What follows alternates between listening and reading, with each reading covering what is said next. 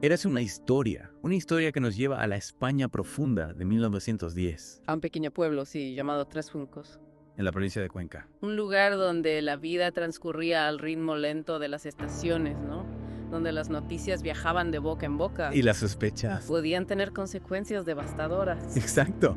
Hablamos del famoso crimen de Cuenca, un caso que a través de documentos judiciales, artículos periodísticos, Y la poderosa novela de Ramón G. Sender, El lugar de un hombre, nos permite asomarnos a una realidad donde la verdad se distorsiona. bajo el peso del poder y los prejuicios. En este Deep Dive vamos a intentar desentrañar este complejo caso, No solo narraremos los hechos, sino que también analizaremos el contexto social y político de la época. para comprender cómo se gestó esta tragedia. Y para que te sitúes, imagina un pequeño pueblo rodeado de campos de trigo. Bajo un sol abrasador. En Tres Juncos todos se conocían, Las familias estaban unidas por lazos estrechos. pero también existían profundas divisiones sociales. Es importante entender que en la España rural de principios del siglo XX, La figura del cacique aún tenía un gran poder.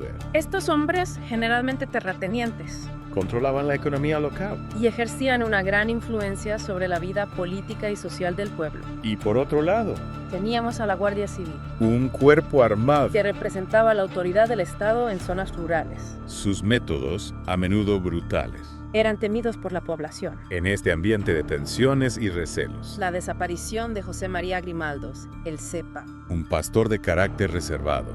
desató una ola de rumores que rápidamente se transformó en acusaciones. Grimaldos desapareció un día de verano tras vender un rebaño de ovejas, Llevaba una considerable suma de dinero consigo. lo que no hizo más que alimentar las especulaciones. Y como suele suceder en los pueblos pequeños, Las sospechas no tardaron en dirigirse hacia los marginados. aquellos que, por su forma de vida o por sus ideas políticas. Despertaban la desconfianza de la mayoría. En este caso, las miradas se posaron sobre dos hombres: León Sánchez Gascón, el pastor, y Gregorio Valero Contreras, El Varela. conocidos por sus ideas anarquistas. El anarquismo en aquella época era visto como una amenaza para el orden establecido. Lo que convertía a León y Gregorio en blanco fácil de las acusaciones. Sin embargo, la investigación inicial no arrojó ninguna prueba concluyente, No había rastro de Grimaldos, ni indicios de violencia. solo rumores y sospechas infundadas. A pesar de la falta de evidencias, el caso no se cerró. La presión social, la necesidad de encontrar un culpable era demasiado fuerte. 2 años después, con la llegada de un nuevo juez a Belmonte, La investigación se reabrió, tomando un giro siniestro. este nuevo juez, Emilio Isa Ekenig, Parecía decidido a resolver el caso a cualquier costo. y la Guardia Civil, bajo su presión, Recurrió a métodos brutales para obtener una confesión. León y Gregorio fueron detenidos y sometidos a torturas inhumanas, Privados de alimento. golpeados, humillados. Fueron obligados a confesar un crimen que jamás cometieron. Sus confesiones, llenas de contradicciones e imposibilidades, Reflejan el horror al que habían sido sometidos, Describieron diferentes versiones del supuesto asesinato. cambiando la ubicación del cuerpo. e incluso afirmando que lo habían descuartizado. Imagina la presión a la que fueron sometidos, La desesperación de querer acabar con el sufrimiento. incluso a costa de incriminarse en un crimen que no habían cometido. Y a pesar de la falta de un cuerpo, a pesar de las incoherencias en sus declaraciones, León y Gregorio fueron condenados a 18 años de prisión. la justicia, cegada por los prejuicios y la corrupción, Había fallado estrepitosamente. 2 hombres inocentes pagaban el precio de un crimen que nunca existió. Víctimas de un sistema que prefería la apariencia de justicia a la verdad. Pero la historia del crimen de Cuenca no termina aquí. Hay un giro inesperado, un acontecimiento que pondrán en evidencia la fragilidad de este montaje judicial. Y sé exigir que lo contaremos en la siguiente parte de nuestro Deep Dive. Mientras León y Gregorio cumplían su injusta condena en prisión. La vida en Tres Juncos seguía su curso. El tiempo, como un río implacable, Iba borrando poco a poco.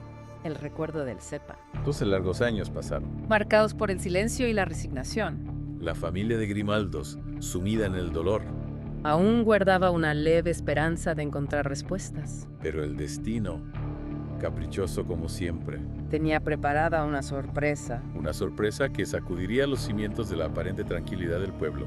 Prepárate, porque Aquí es donde la historia da un giro, completamente inesperado. 16 años después de su desaparición. Ese María Grimaldos, el CEPA. Reaparece en Tres Juncos. Tan campante como si nada hubiera pasado. Puedes imaginarte la cara de la gente. Era como si un fantasma hubiera regresado de entre los muertos. El asombro, La incredulidad El miedo. se apoderaron del pueblo, El cepa, con su peculiar forma de hablar, con sus mismas ropas gastadas. estaba de vuelta. Y claro, Todo el mundo se preguntaba, ¿dónde había estado todo este tiempo? ¿por qué regresó? Grimaldos, con la misma parsimonia que lo caracterizaba, Explicó que tras vender las ovejas, había decidido alejarse del pueblo. un presentimiento, dijo.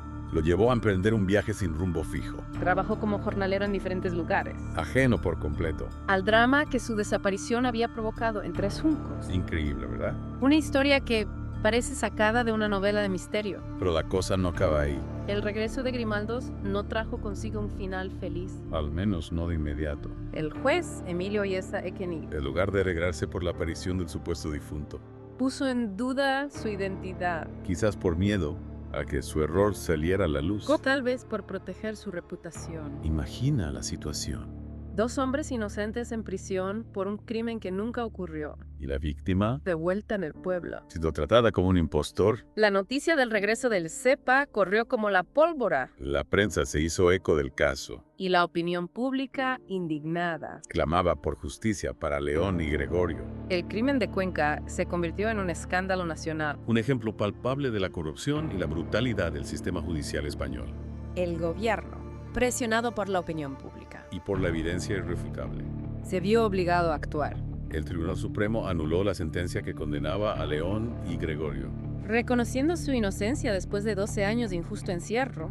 Pero bastaba con una simple declaración de inocencia para reparar el daño causado. Piénsalo. La libertad recuperada no podía borrar el sufrimiento de esos años en prisión. El estigma social, el dolor de sus familias. El crimen de Cuenca se convirtió en un símbolo de la lucha contra la impunidad. Una advertencia de que la justicia puede ser tan ciega como cruel. Este caso nos deja una profunda reflexión sobre la fragilidad de la verdad. Sobre cómo los prejuicios y el miedo pueden llevar a cometer terribles injusticias. Pero aún queda una pregunta por responder. ¿Quiénes fueron los responsables de este terrible error judicial? ¿Pagó alguien por el sufrimiento de León y Gregorio? Esa es la parte de la historia que abordaremos en la última parte de nuestro Deep Dive. Una parte que nos revelará las dificultades de encontrar la verdad y de lograr una verdadera reparación ante un error de tal magnitud. La absolución de León y Gregorio supuso un gran triunfo para la verdad. Pero también abrió una herida profunda en el sistema judicial español. Exacto, se iniciaron investigaciones Para depurar responsabilidades Para señalar a los culpables de este error judicial. que había conmocionado a la sociedad.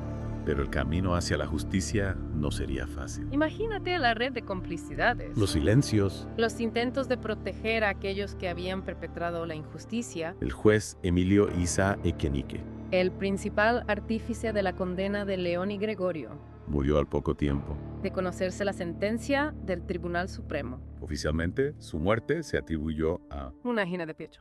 Pero las sospechas de suicidio siempre planearon sobre el caso. Es como si el peso de la culpa, ¿no? La magnitud de su error. Lo hubiera llevado a un callejón sin salida. El cura de 3 Juncos. Pedro Rufo Martínez Enciso Uno de los principales instigadores de la culpabilidad de los acusados. también murió.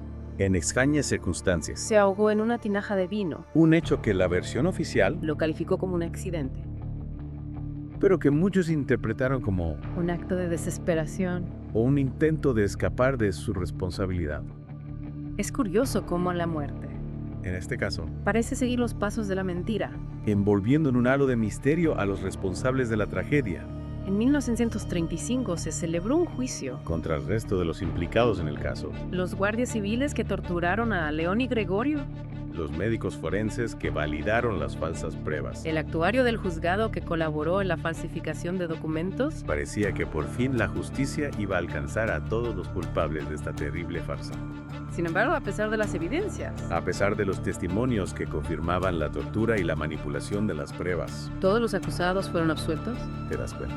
La justicia, una vez más, se mostró esquiva para las víctimas del crimen de Cuenca. Este caso no solo puso al descubierto la brutalidad de la Guardia Civil y la corrupción del sistema judicial. Sino que también reveló la hipocresía de una sociedad que prefería mirar hacia otro lado ante la injusticia, Es como si el miedo al cambio a cuestionar el poder establecido. hubiera silenciado las voces que clamaban por la verdad. Pero a pesar de la impunidad de los culpables, La historia de León y Gregorio no se quedó en el olvido. El crimen de Cuenca se convirtió en un referente, En la lucha por los derechos humanos. un símbolo de la resistencia contra la opresión y la injusticia. La novela de Ramón J. Sender, El lugar de un hombre. Y la película de Pilar Miró El crimen de Cuenca. contribuyeron a mantener viva la memoria de este caso A denunciar la tortura. y a exigir justicia para las víctimas. Y aunque la justicia terrenal falló, El crimen de Cuenca nos deja una profunda reflexión sobre la importancia de la verdad de la búsqueda incansable de la justicia. y de la necesidad de proteger a los inocentes de la arbitrariedad del poder. Nos recuerda que la verdad, aunque a veces oculte o se distorsione, Siempre encuentra la forma de emerger. como una semilla que germina entre las grietas del asfalto, Es una historia que nos interpela como sociedad, que nos obliga a mirar hacia adentro a cuestionar nuestros propios prejuicios. y a luchar por un mundo más justo y equitativo, El crimen de Cuenca, una historia de injusticia, de sufrimiento. pero también de resistencia y esperanza. Una historia que nos recuerda que la lucha por la verdad nunca termina. Y así termina nuestra inmersión en este caso que marcó un antes y un después en la historia de España. Una historia que nos invita a reflexionar sobre el valor de la justicia, la importancia de la memoria, Y la necesidad de construir un futuro. donde este tipo de errores no se vuelvan a repetir.